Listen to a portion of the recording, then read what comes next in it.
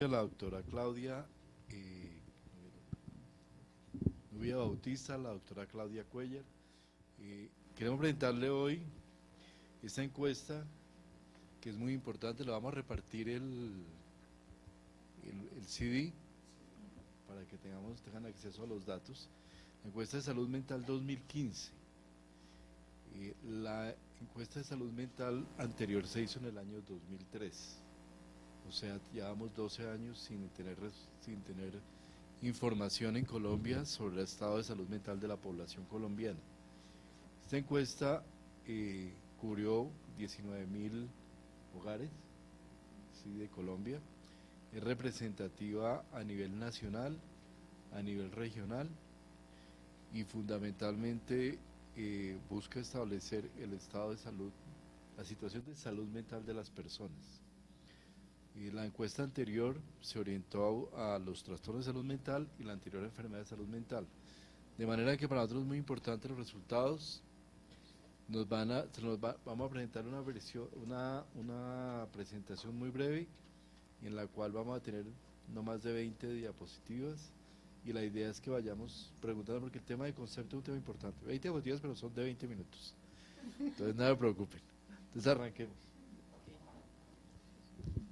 Si quieres. Bueno, muy buenas tardes a todos. La Encuesta Nacional de Salud Mental 2015 es una iniciativa muy importante para el país.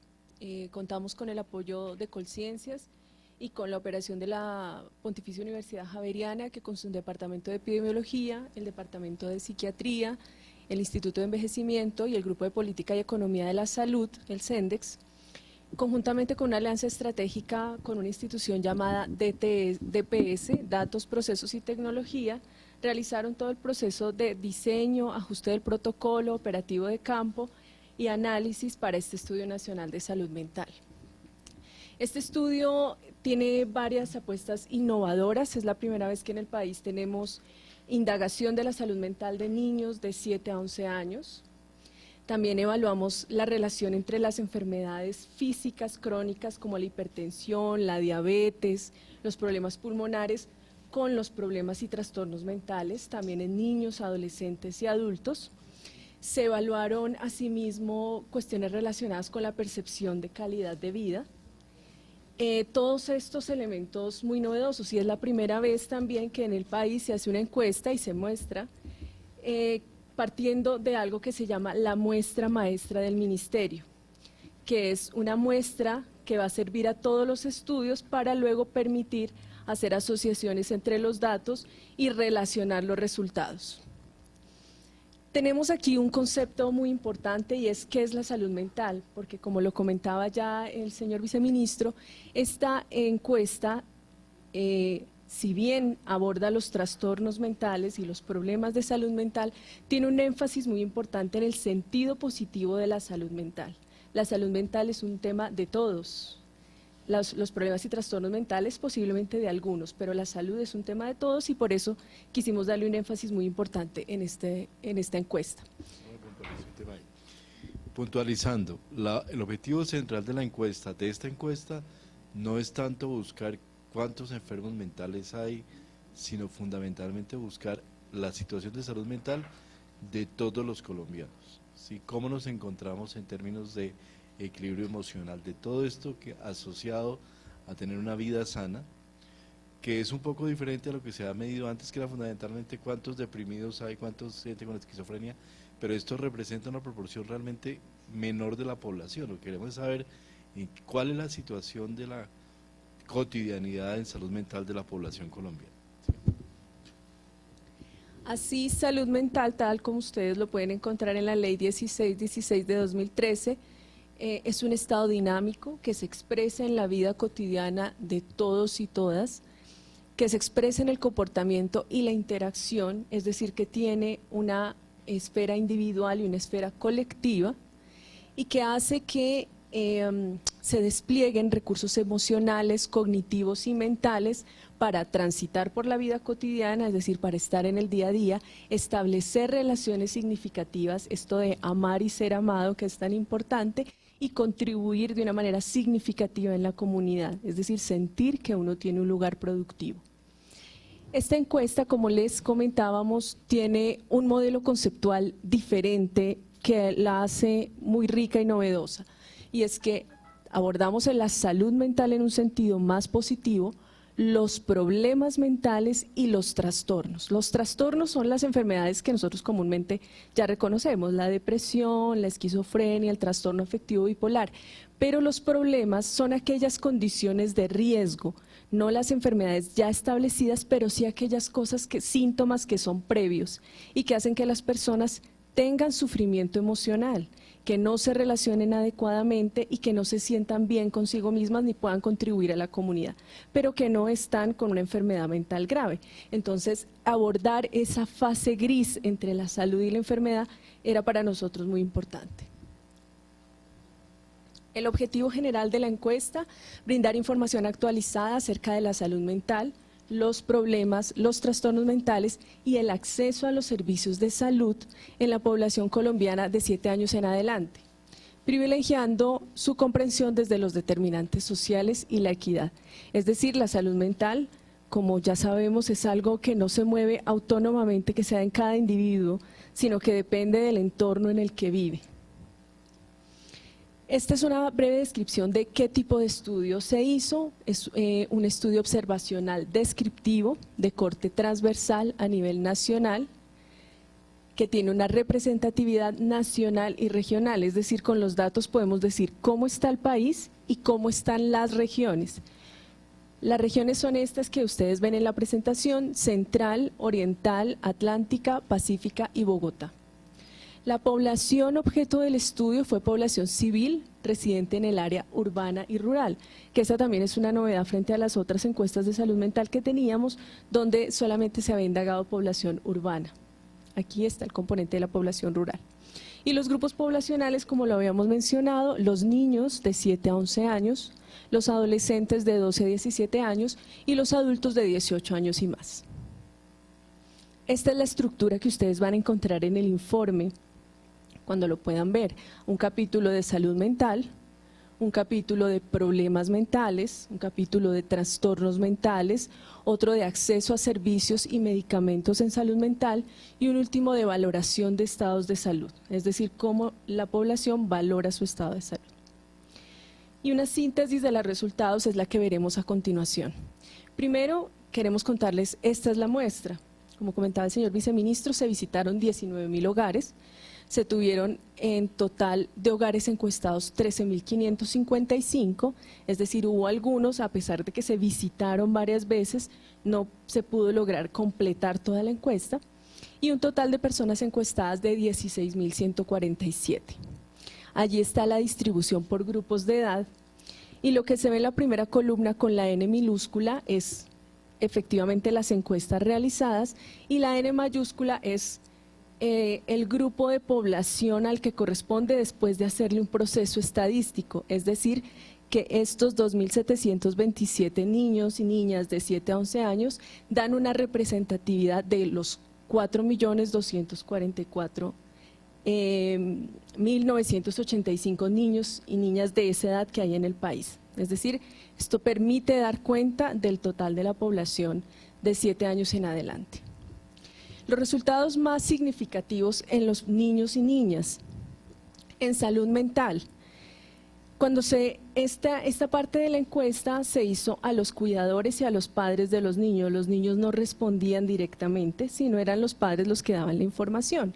¿Qué decían ellos? Que disfrutan de la compañía del niño en un porcentaje muy alto, 97.6%, que se sienten orgullosos de los niños en un 94.3%, que se llevan bien con el niño, también en un porcentaje muy alto, y un dato interesante es que un 13.7% de los niños han sufrido movilización y violencia a causa del conflicto armado, que es un porcentaje llamativo.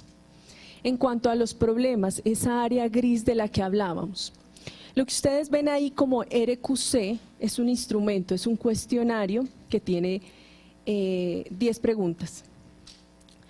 está validado a nivel internacional por la Organización Panamericana de la Salud, y cuando una de esas preguntas sale positiva para un niño, quiere decir que posiblemente ese niño tiene un problema mental y que vale la pena que un profesional de salud lo evalúe. Entonces, con por lo menos un síntoma, hay un 44.7% de niños, es decir, una proporción bastante alta, cercana a la mitad de los niños, tienen algún síntoma que podría hacer pensar que hay algún problema o trastorno mental y que requieren intervenciones tanto en la escuela, por ejemplo, o en su casa, o en los hogares comunitarios donde pasan una buena parte del día, como en los servicios de salud. Ameritan la valoración por un profesional, sea médico, psicólogo, enfermera, el que se disponga en el primer nivel de atención. Los problemas encontrados más frecuentemente son los que tienen que ver con el lenguaje y el aprendizaje. Por ejemplo, hay dificultades para el aprendizaje de matemáticas y para los temas relacionados con lectoescritura. También se indagaron en la presencia de eventos traumáticos en los niños, y un 11.7% de los padres dicen que los niños han tenido eventos traumáticos. ¿A qué nos referimos con esos eventos? A robo, incendios, catástrofes, violencia intrafamiliar, violencia por el conflicto armado, que fueron los principales. El trauma psicológico en estos niños que han tenido un evento traumático, es decir, en ese 11.7 que ha tenido alguna vez que vivenciar un evento de esos, refieren trauma psicológico secundario el 38.6%, es decir, 4 de cada 10 han tenido secuelas psicológicas, y el riesgo de tener trastorno de estrés postraumático, que ya es una condición clínica, es de 9.2%. En cuanto a los trastornos, se indagaron varios trastornos mentales. Los más importantes en los niños son los que tienen que ver con la ansiedad de separación y con el trastorno de hiperactividad por déficit de atención. Estos fueron los más importantes.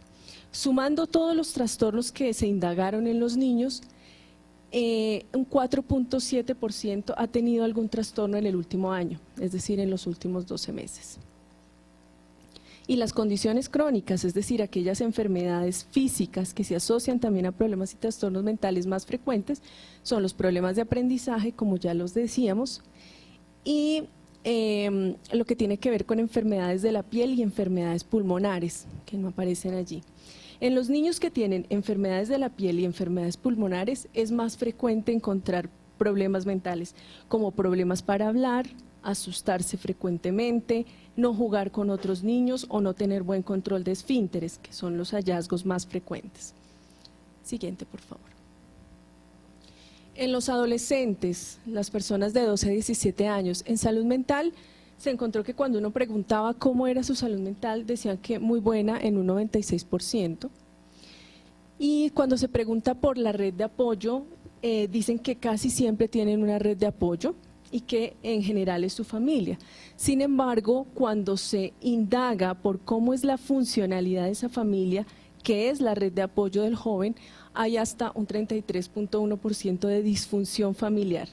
Es decir, que la familia, que es el primer núcleo de apoyo, no funciona adecuadamente. Hay también un porcentaje importante, 18.3%, de adolescentes que se han movilizado a causa del conflicto armado.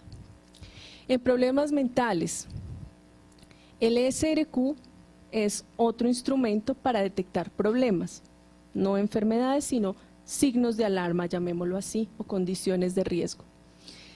Aparece positivo en un 12.2% de los jóvenes, es decir, que también es una proporción importante. Se indagó en los jóvenes también las conductas de riesgo alimentario. En esta encuesta no se evalúan los trastornos de la conducta alimentaria como la anorexia y la bulimia, porque la frecuencia en la población es muy bajita, entonces es muy difícil encontrar los casos. Esto tiene algunas limitaciones estadísticas, pero sí aplicamos un instrumento para el riesgo alimentario.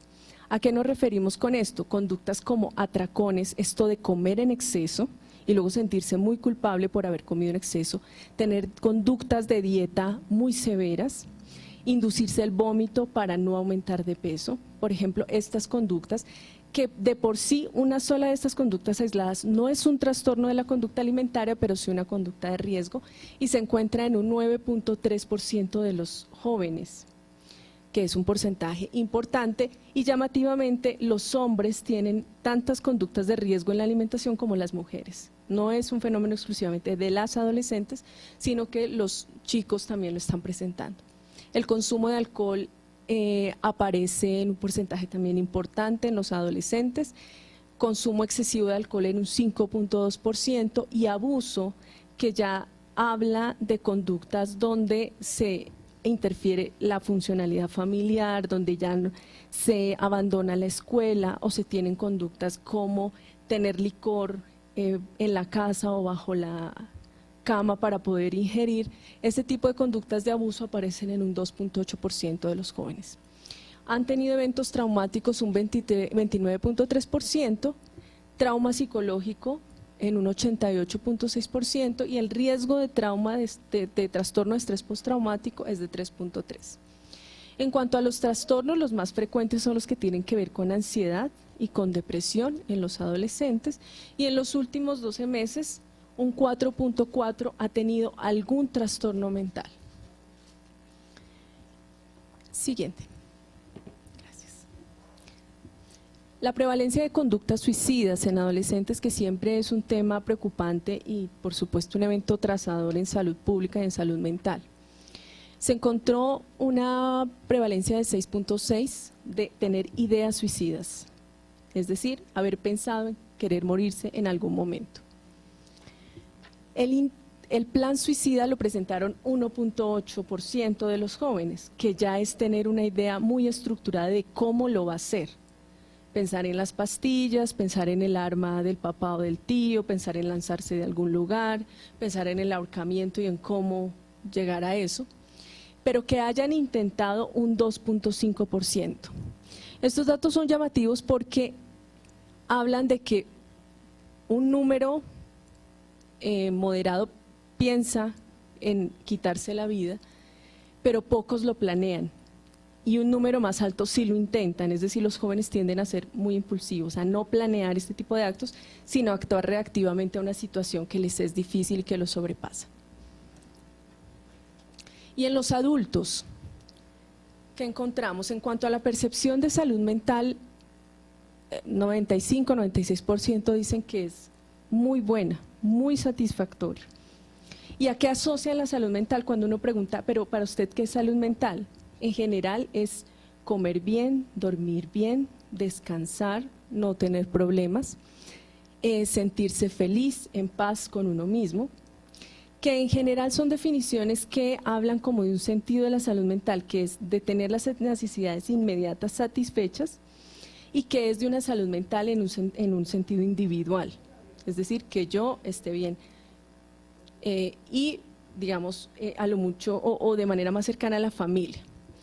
El apoyo que perciben es de un 41% siempre o casi siempre, es decir que hay un buen porcentaje que no percibe apoyo familiar, a pesar de que dicen que se sienten muy felices y en paz y tranquilos.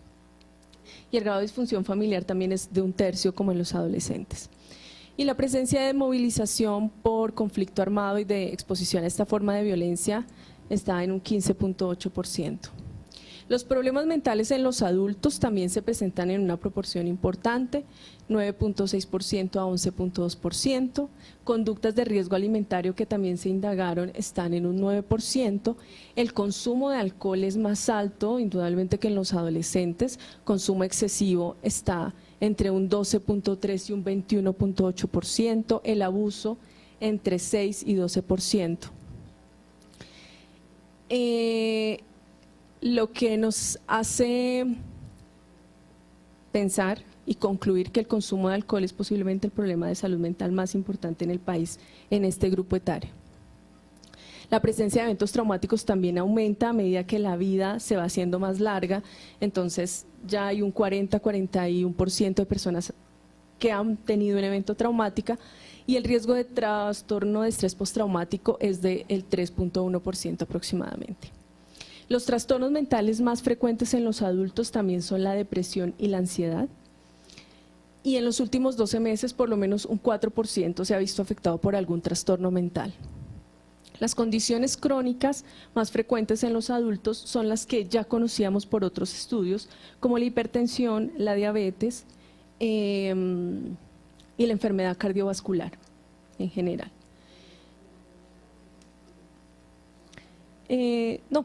Bueno, las cifras que ustedes veían abajo tienen que ver con que las personas que tienen enfermedades físicas también tienen mayores problemas mentales, es decir, puntúan positivo de manera más frecuente en el test para problemas mentales en adultos. En cuanto a acceso a servicios y a medicamentos, acá tenemos, digamos, un avance importante respecto al estudio de 2003, y es que el acceso ha aumentado. En la población entre 7 y 11 años, que es la primera vez que lo medimos, las personas que sabiendo que tienen un problema mental, en este caso los cuidadores, que el niño tiene un problema, un trastorno mental, los que solicitan atención es un 48.1%, es decir, un poco menos de la mitad de los que saben que hay algún problema deciden consultar a un servicio de salud. Y aquellos que después de haber solicitado esa atención recibieron efectivamente la misma, asciende a un 92.7%, que es un acceso muy importante, considerando además que las actividades, intervenciones en salud mental se incluyeron dentro del POS, y eso hace que el acceso a las mismas esté mucho más disponible para todos. La mayoría de personas en todos los grupos de edad, ustedes lo van a ver, a consulta a instituciones de salud, y el pagador es en su mayoría la EPS, contributiva o subsidiada. En los adolescentes, aquellos que solicitan atención sabiendo que hay un problema o un trastorno mental es de 35.2%, como ven es menor. Y de aquellos que solicitan la atención la reciben efectivamente el 88.5%. Así que aquí vemos que hay una menor consulta por iniciativa de los adolescentes o de sus padres, pero se sigue manteniendo un buen acceso. Y en los adultos, lo que encontramos es que aquellos que sabiendo que tienen un problema o un trastorno mental consultan, es un poco más alto, el 65.9%, pero los que reciben la atención decrecen, llegamos solamente a un 38.5%. Siguiente, por favor. Y en 45 años en adelante las cifras son muy similares, el 65% consulta sabiendo que tiene una necesidad en salud mental, digamos, y los que reciben algún tipo de atención están en un 34.3%. Finalmente queremos comentarles cuáles son las prioridades de intervención en política pública que este estudio motiva y que este estudio, digamos, arroja.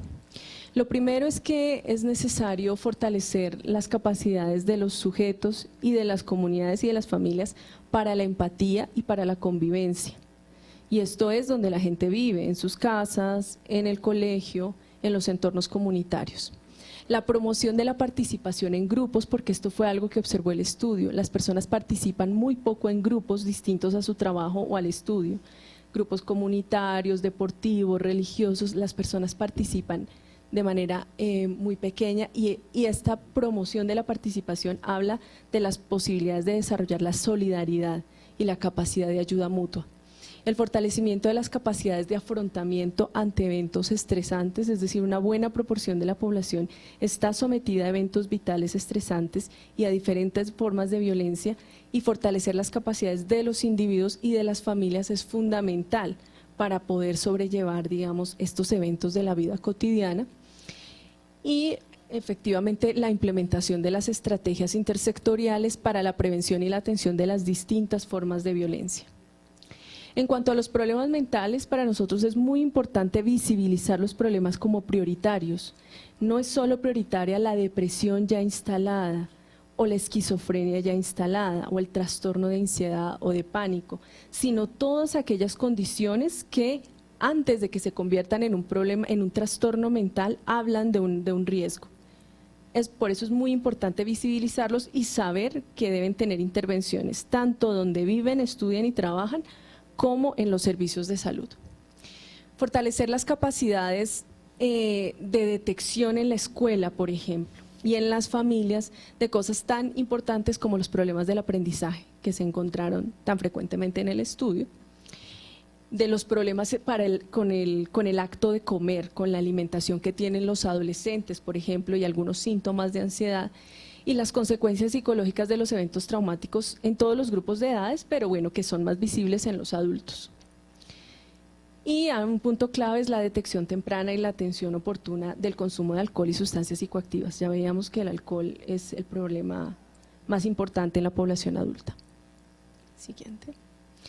En cuanto a los trastornos, ya cuando las enfermedades están instaladas, ¿qué deseamos priorizar? Es aumentar las capacidades de los equipos básicos de salud. Estamos hablando de los médicos de primer nivel, de las enfermeras, de los psicólogos que están en esos centros de atención rurales y urbanos, para detectar adecuadamente todos estos problemas y trastornos mentales, saber hasta dónde los pueden tratar ellos y cuándo requieren remisión a un especialista. Y fortalecer las capacidades para poder ver la salud física y la salud mental de manera conjunta, no son dos cosas separadas, la salud física y la salud mental van de la mano. Eso quiere decir que una persona con enfermedad física crónica necesariamente hay que ver la salud mental de esta persona. Y en cuanto al acceso a servicios y medicamentos, hemos visto, y el estudio demuestra, una mejoría importante en el acceso. El anterior estudio hablaba de que solamente entre el 5 y el 15% de las personas acceden a los servicios de salud. Aquí está entre el 38 y el 92%. Pero sí debemos fortalecer todo lo que tiene que ver con la continuidad de la atención, con la oportunidad y con la calidad de la misma. La implementación de estrategias para acercar a los expertos en salud mental a los equipos básicos de salud como la telepsiquiatría y la implementación de todo este tipo de tecnologías, y implementar estrategias para disminuir el autoestigma y el estigma, porque estamos viendo que muchas personas saben que tienen algún problema o trastorno mental, pero deciden no consultar o dejarlo pasar, porque consultar a un servicio de salud mental es visto como algo denigrante. De hecho, el estudio muestra que una de las razones por las cuales nosotros discriminamos a las personas es por tener algún problema o trastorno mental o por tener al consumo de sustancias psicoactivas. Entonces les agradecemos mucho. Si ustedes miran los resultados van a encontrar que entre las características importantes tenemos en el tema que tiene que ver con personalidad, unas características de una alta reactividad y una alta respuesta de agresión y de ansiedad frente a los eventos cotidianos, a la cercanía entre las personas. Somos una comunidad que tiende a reaccionar rápidamente y llegar rápidamente a la ansiedad y a la agresión. Segundo tema importante, la mayoría de los colombianos sentimos que el hogar, la familia, es el ámbito donde encontramos mayor respaldo a los problemas de la cotidianidad. Pero adicionalmente, esto es un tema de una gran dualidad, porque más del 30% de la población colombiana piensa también que las familias son disfuncionales, o sea que tienen problemas, que hay problemas al interior de las familias. Entonces hay una dualidad entre una familia que me protege y una familia que también es causa de mis problemas mentales. Entonces hay un tema de familia que es muy relevante allí. Otro hallazgo también muy importante es en términos de capital social. Capital social es esa red de apoyo que tenemos para respaldarnos en el caso de que tengamos cualquier problema o eventualidad. La disponibilidad de una red social es muy, pero muy baja. En la población más joven está alrededor del 50% de la población no tiene una red social un capital social, una red social diferente de su familia. Y esto va aumentando en la medida de la edad. Después de los 60 años, de los 45 ya estamos en el 60%. Entonces una población muy individualista, con un manejo muy individual de sus problemas, con muy poca capacidad para abordarse una red social. Nos preocupan mucho los problemas de aprendizaje en los niños de 7 a 11 años. la tasa de 20% en problemas de aprendizaje para matemáticas es un tema relevante que hay que tenerle bastante atención. Y yo diría que tenemos indudablemente un problemas de enfermedad mental que han tendido a disminuir frente a otras mediciones. La tasa de enfermedad mental se ha reducido, sin embargo la carga, digamos, poblacional de no enfermedad, sino de existencia de temas que nos lleven hacia una dinámica de problemas mentales es relativamente elevada. Y obviamente en temas de respuesta del Estado tenemos una diferenciación muy grande entre un niño y un adolescente que casi logran siempre tener acceso a servicios de salud con bajas tasas de búsqueda de ayuda también en el caso de los niños e incluso de los adolescentes. Nos parece muy bajo que el 50% de los niños que tengan problema, el cuidador o quien lo cuide, el papá o quien lo cuida, vaya a buscar ayuda, cuando debería ser mucho más alta seguramente. Y unos adolescentes que apenas en un 30% buscan esa ayuda.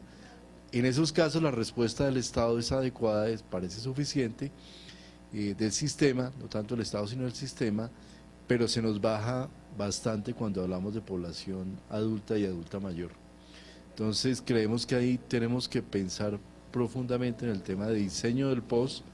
El diseño del POS cubre hasta 60 sesiones de psicología o psiquiatría o terapéuticas en los menores, en los adolescentes y niños menores, pero solamente cubre 30 sesiones en la población adulta mayor. Entonces hay ahí un tema que habría que trabajar indudablemente.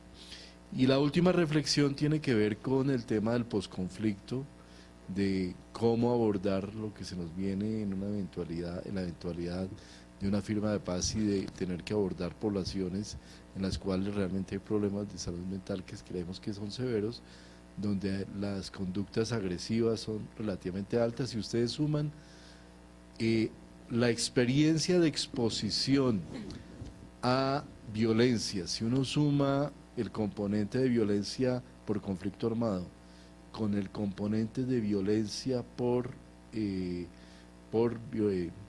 hechos cotidianos de violencia, no necesariamente conflicto armado, casi da el 27 o 28% de desplazamiento, de haber tenido que mudarse o desarraigarse por hechos de violencia. Eso es supremamente alto y eso nos da un potencial de problemas de salud mental muy elevado. Entonces yo creo que aquí el estudio, yo los invito a que tratemos de leerlo a profundidad, da unos resultados que no se pueden condensar en tan corto tiempo, pero que indudablemente son muy relevantes para el país.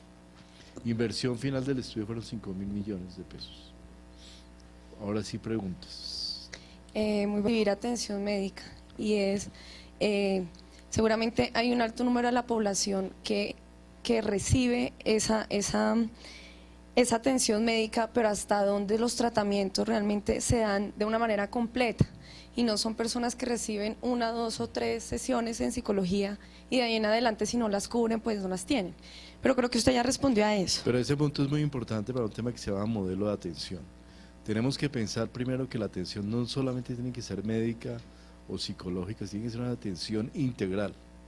Y esa integralidad muchas veces no la puede capturar el POS. Y en ámbitos rurales es evidente que las tasas son menores, pero los problemas de acceso pueden ser evidentemente mayores. Y lograr cubrir población en ámbitos rurales es un tema muy importante, particular, como decía, el tema posconflicto. Siguiente. Bueno, yo tenía 2 dudas, y era una con relación al consumo de licor en adolescentes. Quería preguntar básicamente si en la encuesta las preguntas se hicieron directamente a los adolescentes para conocer ese consumo, porque creo que en ese caso, pues, no me lo dijeron, entonces no lo sé, pero creo que en ese caso, digamos que la cifra variaría mucho. Y la otra, pues los problemas de aprendizaje que se presentan, que de alguna manera esto también va ligado a los problemas de alimentación que tienen algunos niños en algunas zonas rurales del país y otros factores que influyen. Entonces, ¿cómo dentro de la encuesta, digamos, se entró a trabajar con esos puntos que también influyen en los resultados? Eso yo te respondo la segunda y te doy el paso aquí a la doctora para que responda la primera. Y la segunda, indudablemente que hay una conexión entre temas alimentarios, temas de disponibilidad de micronutrientes y el tema finalmente que se produce a los 5 años o en adelante, o 7, cuando se evidencia un problema de aprendizaje al final. También cruzado obviamente con las relaciones y problemas familiares. Por eso es tan importante la muestra maestra, porque nos va a permitir comparar los resultados de esta encuesta con la ENSIN 2015 que estamos aplicando en este momento, en la encuesta de situación nutricional, que nos va a permitir ligar problemas de aprendizaje en poblaciones que se pueden evaluar integralmente con deficiencias, por ejemplo, de micronutrientes. Nosotros sabemos que en la población hasta los 5 años, la deficiencia de micronutrientes en Colombia está por ahí alrededor del 27% y antes de los años en el 51%. Y es también muy alta. Entonces, ¿cómo eso puede estar indudablemente influenciando?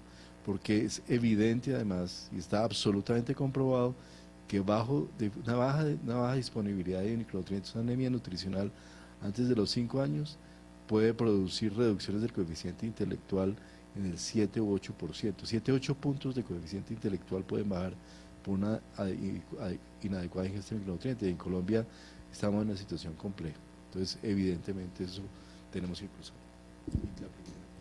Respecto a la indagación del consumo de alcohol en adolescentes, aquí los adolescentes respondieron, no sus cuidadores, pero como eran menores de edad estaban en presencia de los padres. Entonces el reconocimiento del consumo de alcohol es menor y por eso es menor. Ustedes conocen, también hay una encuesta de consumo de sustancias psicoactivas y alcohol en hogares y otra en escuelas. Estos datos son menores posiblemente por este sesgo. Los chicos no reconocen frente a sus padres el consumo de alcohol o el consumo abusivo. Desde el punto de vista de política pública, seguiremos en el tema de consumo de alcohol. Nuestro indicador de trazabilidad y seguimiento no va a ser esta encuesta, sino encuesta de consumo de sustancias psicoactivas. Sobre el tema de trastornos alimentarios, o sea, que ahora ya el tema de las dietas, la baja alimentación de los jóvenes es mayor ese tema. Es muy alta.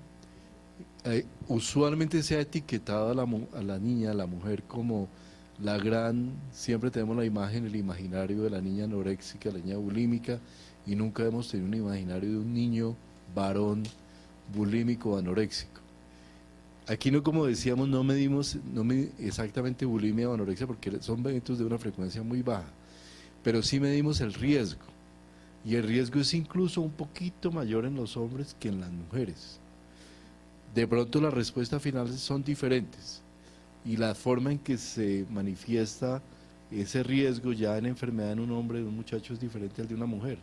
No probablemente sea exactamente bulímico o anoréxico, pero sí hay trastornos que muy seguramente no estamos diagnosticando, no estamos evaluando adecuadamente y se manifiestan en los muchachos, pero se nos pasan de una manera desapercibidos. Muchachos que no comen lo que deben comer, que manifiestan un desgano a la comida, que no se pueden sentar con su familia a compartir un momento, que se levantan de la mesa y dejan el plato hervido, o que solo pueden comer ciertas comidas y otras las desechan absolutamente. Hay distintas presentaciones de trastornos alimentarios, pero esto sí nos prende una lucecita roja para empezar a pensar en Colombia, en nuestra sociedad, en el joven varón, como una fuente potencial de problemas alimentarios. Eso en los adolescentes y en los mayores, en los adultos. Sí, es igual, muy parecido. Ahora, en los adultos la presencia es igual, cerca del 9.5% tienen conductas de dietas o de vómitos o de atracones, esto de comer mucho, que se asocia con obesidad. Pero en los adultos sí ya se presenta un poco más en las mujeres. En los adolescentes sí es casi igual entre hombres y mujeres. Recordemos que la prevalencia de sobrepeso en Colombia es 52%, 51.2%.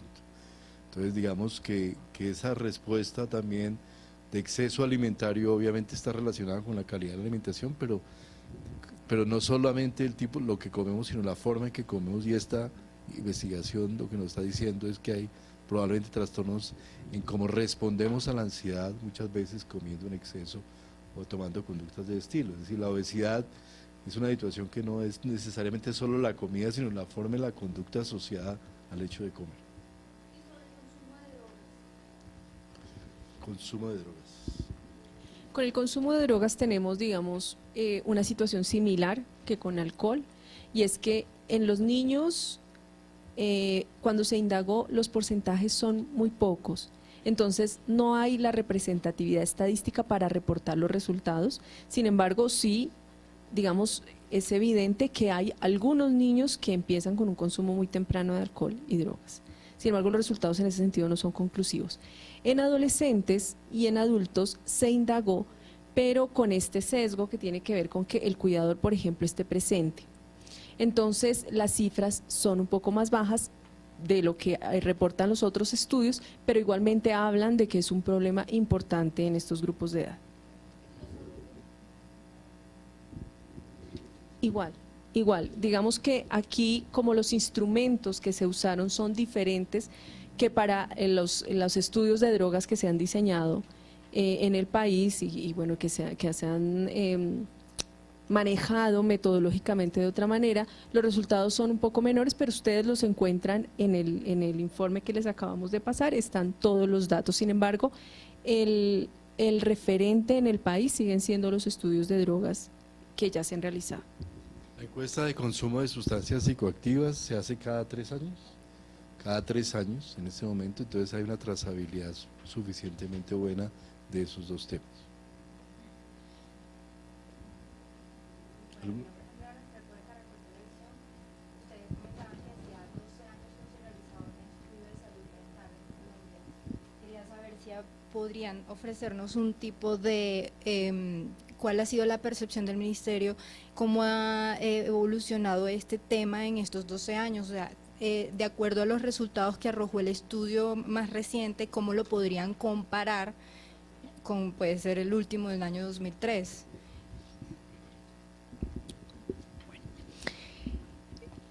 Estos dos estudios, justamente como este estudio parte de la muestra maestra del ministerio, que es una iniciativa que lleva más o menos 2 años en ejecución, tiene unas condiciones distintas y hace que los resultados no sean plenamente comparables.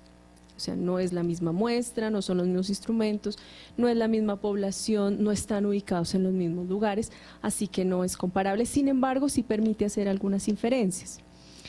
Como lo mencionaba el señor viceministro, han disminuido la frecuencia de algunos problemas mentales, de algunos trastornos mentales. Sin embargo, esta encuesta sí permite encontrar los problemas, o sea, una franja más amplia y más variada y que nos da más información de dónde vamos a intervenir, que es todo el tema de problemas mentales en niños, adolescentes y adultos. En el tema de acceso a servicios de salud, evidentemente hay una mejoría, sin embargo también devela grupos etarios donde debemos fortalecer las estrategias y las cuestiones que ya aborda la política integral de atención en salud, que tienen que ver con la continuidad, la calidad y el acceso ya en las zonas rurales dispersas a los servicios de salud. Este estudio aborda muchas menos patologías, el otro abordaba muchas enfermedades, este aborda menos, las más importantes, pero entonces aborda cuestiones como el tema de los niños, de la exposición a las diferentes formas de violencia, los problemas en el hábito de comer y los problemas de aprendizaje que antes no teníamos con el otro estudio. Me dicen que primera vez que estudian a niños entre 7 y 11 años, ¿por qué consultar a los cuidadores y no directamente a los niños? Por ley tenemos que tener siempre al cuidador al lado de ellos. No se puede abordar al niño de una manera individual, sino hay que abordarlo con su padre, madre, cuidador o acudientes. Es un tema. Pero las respuestas son de los niños. Las respuestas son del cuidador. Del cuidador. Del cuidador. Si es que un niño de 7 años realmente, de 7 a 11, todavía no tiene la capacidad de dar una respuesta completamente objetiva frente a un cuestionario como este tipo. Aquí se aplicaron además pruebas con preguntas estructuradas, que son siempre definidas por la Organización Mundial de la Salud como dirigidas básicamente al cuidador. Yo quería además enfatizar el tema de suicidio. Tenemos un riesgo de suicidio que está en el 9%. Es un riesgo relativamente alto, pero la tasa de suicidio, el riesgo mismo de suicidio, cuando uno lo compara con otros países, no es el más alto. Colombia tiene un nivel relativamente bajo de riesgo de suicidio en la actualidad, según esta encuesta. ¿Y el menor índice de suicidio es en adolescentes o adultos? Tocará buscar el resultado. El riesgo de suicidio en adultos lo teníamos y lo quitamos. Es-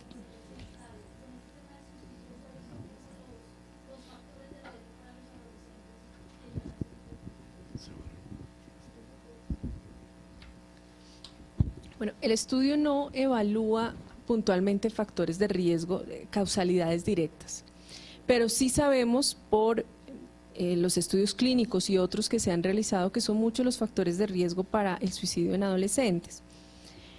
Muchos tienen que ver con la falta de apoyo y de capital social, de no tener una adecuada red, de no sentirse adecuadamente incluidos en los grupos sociales como en la escuela o en otros grupos donde los jóvenes participan. El consumo de sustancias psicoactivas y alcohol es un factor de riesgo muy importante porque aumenta la impulsividad. Los jóvenes de por sí tienen una tendencia a ser muy críticos con ellos y con el entorno y a frustrarse fácilmente, pero el consumir alcohol y sustancias psicoactivas hacen que esta frustración rápidamente pase al acto, incluso sin pensar en un plan estructurado. Si no están ahí, vieron las pastillas de la mamá o vieron la escalera, vieron el balcón. Entonces, estos son los factores que más frecuentemente se hayan asociados al suicidio en adolescentes.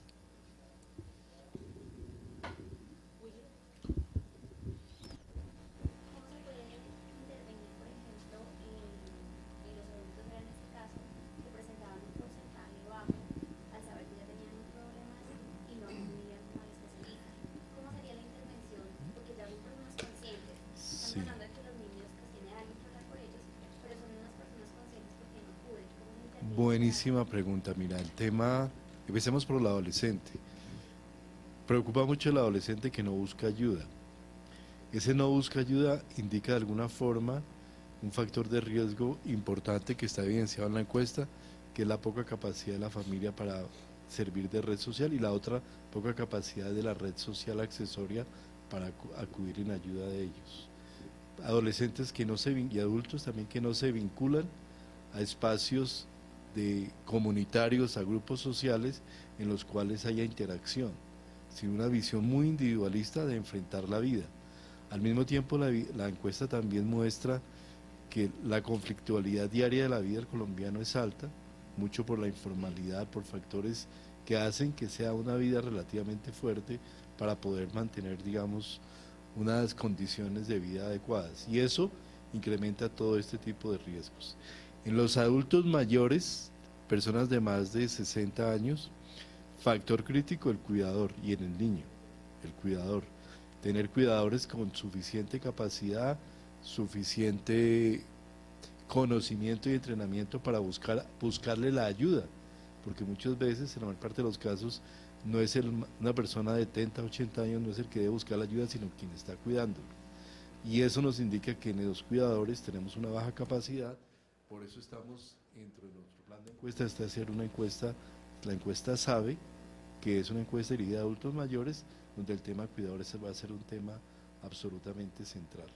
Pero creemos que el tema apoyo social, capital social, es el tema crítico para poder superar todos estos factores de riesgo y obtener una respuesta adecuada en el manejo clínico terapéutico que deben tener las personas en esta cotidianidad. Al mismo tiempo, siempre hay una estigmatización del tema enfermedad mental. Por eso esta encuesta y la ley de salud mental busca centrar el tema en salud mental y decir, este no es un problema por allí de unos pocos, un 10% que tiene enfermedad mental en Colombia. No, este es un tema de todos los colombianos que tenemos que mirarnos desde esa dimensión de salud mental, de cómo funciona nuestra familia, de qué capital social estamos construyendo y qué funcionalidad tenemos en los entornos en los cuales nos relacionamos. Y eso, digamos, es lo central de una encuesta como este tipo, es decirnos y concientizarnos de que la salud mental es un problema de todos, todos, absolutamente todos. Bueno, muchas gracias, estaremos atentos a cualquier duda. Otro tema que se nos queda pendiente también es importante, la orientación de la educación, en educación de profesionales en medicina, psicología, trabajo social, todos los que tengan la salud mental, que esté orientada hacia la salud mental y no solo hacia la enfermedad mental. Nosotros tenemos que tener aproximaciones diferenciales, biopsicos, psicosociales especialmente, para tratar el tema de la enfermedad mental y no solamente psiquiátricas y médicas clínicas. Es importante que esta encuesta nos muestra que el espectro de la forma en que debemos atender no es tanto la sola sesión de cuántas terapias vamos a tener, sino la forma en que nos aproximamos a las personas para darles salud mental. Muchas gracias.